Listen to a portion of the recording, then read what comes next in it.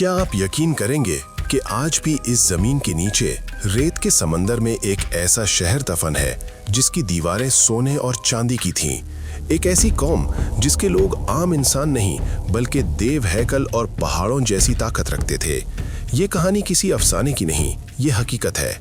1984 में यानी 1984 में नासा के खलाई शटल चैलेंजर ने खला से जमीन की कुछ ऐसी तस्वीर ली जिन्होंने दुनिया को हिलाकर रख दिया।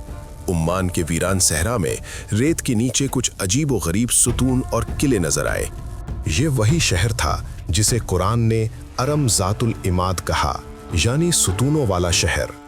लेकिन सवाल ये है कि इतनी ताकतवर कौम और इतना अजीम शहर अचानक जमीन के नक्शे से गायब कैसे हो गया?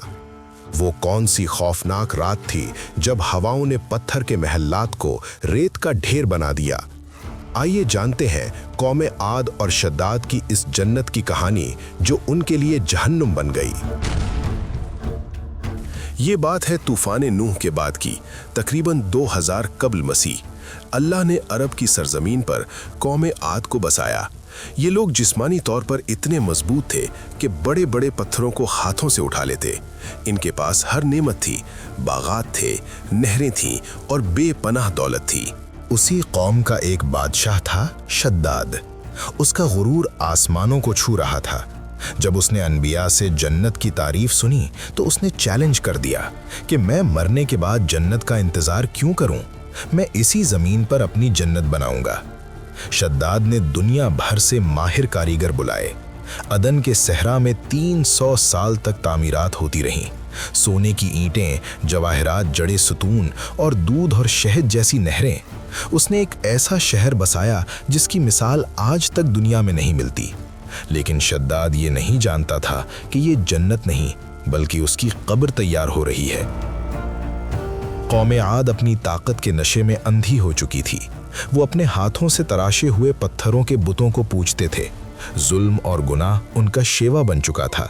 तब अल्लाह ने उन्हीं में से एक मुअज्जिज शख्स हजरत हूद अलैहिस्सलाम को नबी बनाकर भेजा। हजरत हूद अलैहिस्सलाम ने उन्हें समझाया, ऐ मेरी कौम, अल्लाह से डरो, ये ताकत, ये महल्लात सब खत्म हो जाएंगे।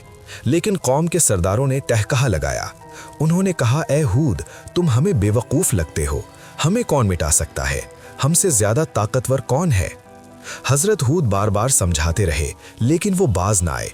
आखिरकार अल्लाह का फैसला आ गया। अचानक बारिशें रुक गईं, चश्मे सूख गए, बागात वीरान होने लगे। 3 साल तक मुसलसल कहत पड़ा लेकिन उनका तकब्बुर न टूटा। फिर वो दिन आया जिसका वादा था। आसमान पर बादल नमूदार हुए। कौमे आद के लोग खुशी से झूम उठे। उन्होंने एक काले बादल को देखा और चिल्लाए, देखो बारिश आ रही है, हमारी मुश्किलें खत्म हो गईं। लेकिन हजरत हूद जानते थे कि ये रहमत नहीं, ज़हमत है। कुरान कहता है कि वो बारिश नहीं थी, वो एक खौफनाक आंधी थी जिसमें दर्दनाक अजाब छुपा था। अचानक हवा का एक बगोला उठा। ये हवा इतनी तेज और सर्द थी कि इसने लोगों को उठा उठाकर जमीन पर पटकना शुरू कर दिया। वो देव हैकल लोग जो पहाड़ तराशते थे, तिनकों की तरह हवा में उड़ रहे थे। ये अजाब 1 या 2 घंटे नहीं बल्कि मुसलसल 7 रातें और 8 दिन तक जारी रहा। इस आंधी ने हर महल, हर किला और हर सुतून को मस्मार कर दिया।